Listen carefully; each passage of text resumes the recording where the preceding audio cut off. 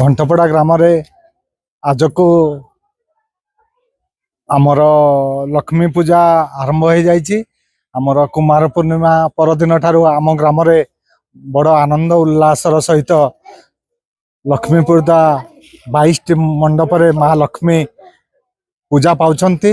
बड़ आनंद उल्लासर सह भाईचारा सह प्रत्येक लक्ष्मी पूजा कमिटी आनंद उल्लास रे अति सुंदर लक्ष्मी ठाकुराणी को पूजा करने सहित सुंदर साजसज्जा करिसंती एवं प्रत्येक कमिटी भाईचारा सहित प्रत्येक गाँव सबु जगार संध्या समय माँ को अन्न प्रसाद भोग आकार दे प्रत्येक पूजा मंडल किसी ना किसी भोग दि जाउची एवं 7 दिन पर आमर भसाणी उत्सव हम। आसंता काली मध्य लडू नीलाम घंटपड़ा ग्राम रे प्रथम करी आरंभ करा जाउची। तेणु भाईचारार पर्व ये माँ लक्ष्मी अति आनंद उल्लासर सहित किपरि आसी हस खुशी सहित माँ लक्ष्मी को विसर्जन दबा भाईचारार पर्व सृष्टि करी आमे माँ को विदाय दबा यही आमर घंटपड़ा ग्रामवासी जय माँ लक्ष्मी। आम जन्मकरण ना पूजा आनुमानिक 100 वर्ष पाखापाखि हम घंटपड़ा गाँव पूजा चलती।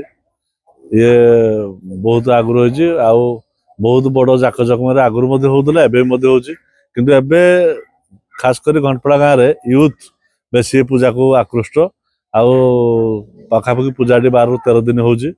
ए भितर प्रत्येक दिन सबू पूजा क्षेत्र में प्रसाद व्यवस्था करा होची। विभिन्न प्रकार ढंग से माने नियारा प्रकार प्रसाद होची। कोडी काकरा कोडी मिठा कोडी खीरी कोडी पायस आ कोडी अन्नभोग एमती विभिन्न चली। आउ 22टा मंडप टोटाली 22टा मंडप पूजा आउ 3-4 दिन लगिकी विसर्जन हम। आशार जिते बड़ बड़ बैंड पार्टी डीजे सबू विसर्जन रे भी भाग नौती। सांस्कृतिक कार्यक्रम से जहाँ हम लास्ट 2 दिन से विसर्जन टाइम रे आउ चारिपटू बर्तमान दर्शनी माने चाड़गड़ रोडासर स्टेशन हाणीदुआ गोबरा टेम्पल चारिआडू लोक भी आसुचंती देखुचंती बहुत श्रद्धालु आसुचंती। आउ भल हाँ जदि आउ 2-4 दिन सांस्कृतिक कार्यक्रम अपेरा फेपेरा हाँ आउ भल हाँ। ड्रीम्स राइडर सब समय रे आपणक सेवारे धन्यवाद।